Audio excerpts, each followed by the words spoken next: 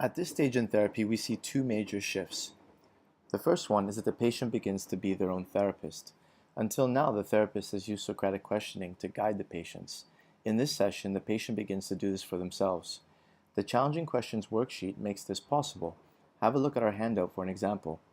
This changes the role of the therapist to a more consultative and supportive one, and puts the patient in the driver's seat. The second major shift is from assimilation to over-accommodation in faulty beliefs. But how does this shift happen? Over-accommodated beliefs develop an attempt to feel safer. The patient will adopt attitudes in order to stay safe and away from danger. But these beliefs prevent people from living their life to the fullest, or as they once did. And as a result, the relationships suffer, they remain fearful, and have lower self-esteem, and remain suspicious of others.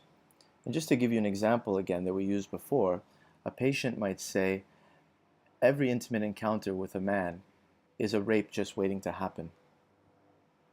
So if we go to the technique, again we use the Challenging Questions worksheets.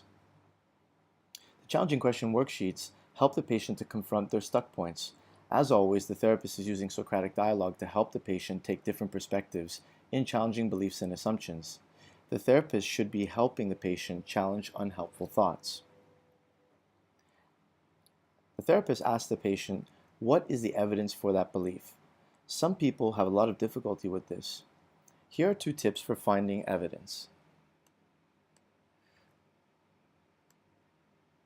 The therapist could ask the question,